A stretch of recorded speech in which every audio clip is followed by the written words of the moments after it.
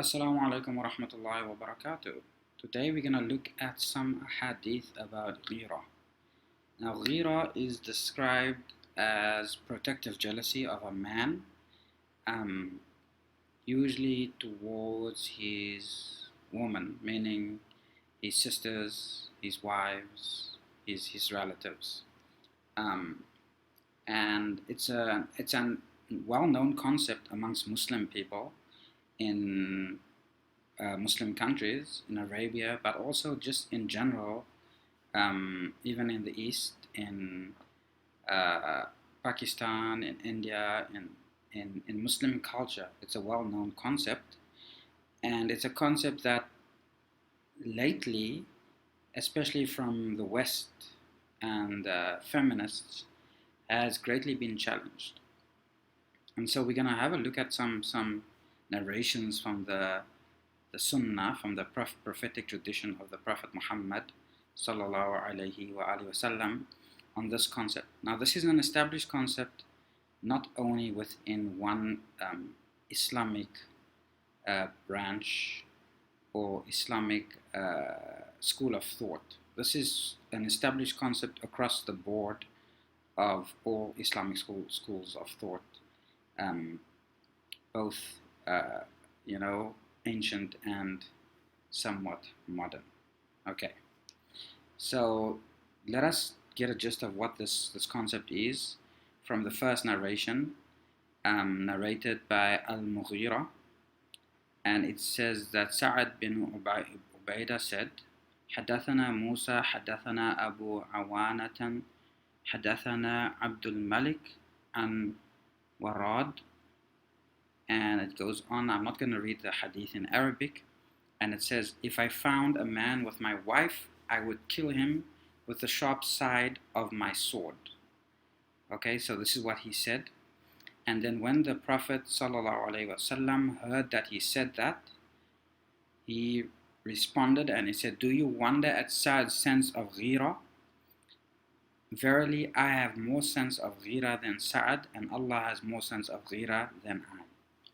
So this is the concept of self-respect, and this now in relation to Sa'd expressing this regarding his woman.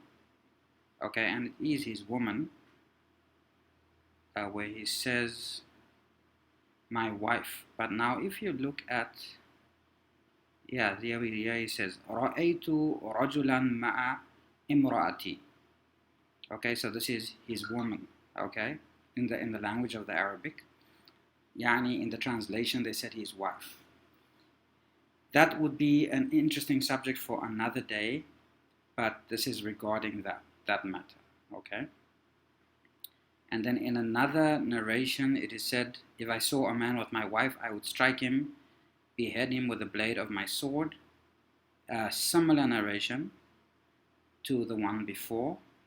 And then in Sahih Bukhari, in the book of wedlock and nikah, the book of nikah, there is another hadith where it says, there is nothing, the Prophet ﷺ was reported to have said, there is nothing, none having a greater sense of ghira, self-respect than Allah, and narrated by Abu Hurairah that he heard the Prophet ﷺ saying that.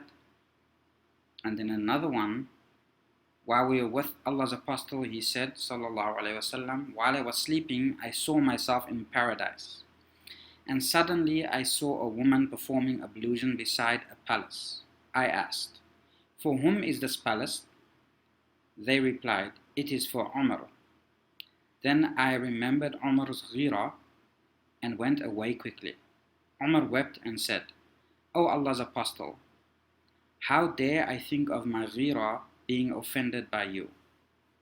So this is about Umar bin al-Khattab radiallahu anh, where he's promised, where the Prophet ﷺ sees a palace in paradise and sees a woman there, and then the Prophet, the Messenger of Allah sallallahu alaihi wasallam, being a deeply respectable man, goes away, remembering the honor and respect of Umar, because if this is the wife of Umar, so to say, in Jannah, then the Prophet ﷺ walks away so as not to offend Umar's sense of ghira.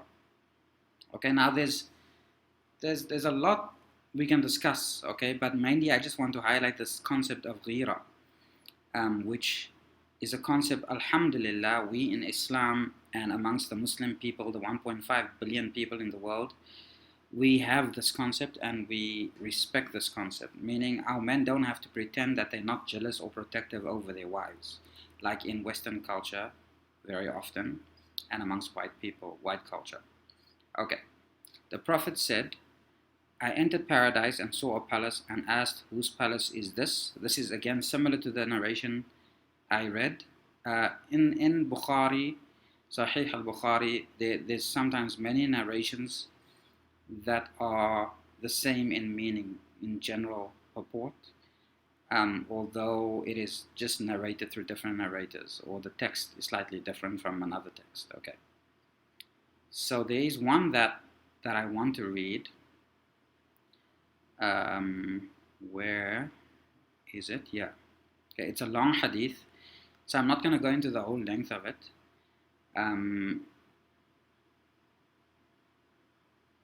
It says that when Az-Zubayr married me, so this is narrated from his wife, who was Asma bint Abi Bakr radiallahu anhuma. قالت تزوجني الزبير. Okay, so this is narrated from Asma bint Abi Bakr radiallahu anhuma, and she says that, a long story, I'm not going to read the whole narration, but the general meaning of the narration was that Az-Zubayr was not a very wealthy man, which means that he could not afford her a housekeeping, okay, a servant, which was customary for women who were married to more affluent men to have, and so she had to work hard, okay. And so she says, I used to carry the date stones on my head from Zubayr's land given to him by Allah's apostle, and this land was 2/3, about 2 miles from my house. One day, while I was coming with the date stones on my head, I met Allah's apostle along with some Ansari people. He called me and then directed his camel to kneel down, saying, Ich, so as to make me ride behind him on his camel. I felt shy to travel with the men and remembered Az-Zubayr and his sense of ghira. As he was one of those people who had the greatest sense of ghira, Allah's apostle noticed that I felt shy, so he proceeded. I came to Az-Zubayr and said, I met Allah's apostle while I was carrying a load of date stones on my head, and he had some companions with him. He made his camel kneel down so that I might ride, but I felt shy in his presence, and I remembered your sense of ghira. On that, Az-Zubayr said, by Allah, you're carrying the date stones, and you being seen by the Prophet in such a state is more shameful to me than your riding with him. I continued serving in this way till Abu Bakr sent me a servant to look after the horse, whereupon I felt as if he had set me free. So this is a few narrations I read about this concept of ghira. I think from the narrations it's quite clear. It is the man's protective jealousy over, and also his honor, in relation to his woman. It's a concept which in Islam is considered praiseworthy, although in modern Western society, especially white Western society, it is considered blameworthy, because men who are jealous or have a sense of jealousy, protective jealousy over their wives, are thought of as being unreasonable and controlling, and that a mature man in the Western context is a man who doesn't feel at all jealous over his wife, so that he doesn't inhibit her in any way, and she does not have to regulate her behavior based on how he might feel. In Islam, protective jealousy, this concept of ghira, is a praiseworthy quality in a man, because the woman, uh, the woman's actions and behavior towards other men is mitigated based on her respect and regard for her husband's ghira, his protective jealousy, and also his honor in relation to her. Because in societies such as Muslim societies, the woman's behavior is seen as an extension of her husband. So a woman doesn't act on her own accord. Wherever she goes, she is seen as the wife of somebody, and that person's honor is worn on her head, so to say. Okay? Hence, if she behaves in a way that is untoward or unseemly or not befitting the honor of her husband, then she has basically insulted him, and that is regarding his ghira, his sense of protective jealousy, and also his honor. And that is something which we Muslims consider as praiseworthy. When someone comes, and he's very protective and he's very jealous, over his wife, we stop and we say, mashallah. Okay? Of course, in other societies, they would say, look, he's being, controlling, and he wants to tell his wife what to do and all that type of thing. And so just to show you, in the Sunnah, it is actually not something that people made up, that scholars made up by commenting on it. It's something that is very well established through numerous narrations, but also it's also established within the early Muslim community, widespread. It's not like a remote instance or some isolated narrations I'm just quoting because it suits me because I'm a man. So take note of this concept, people. Men, it's okay for you to be protective and jealous over your wives, and women, you need to respect, especially Muslim women who are listening to this, you need to respect that that's how your husband might feel over you, and sisters and mothers also.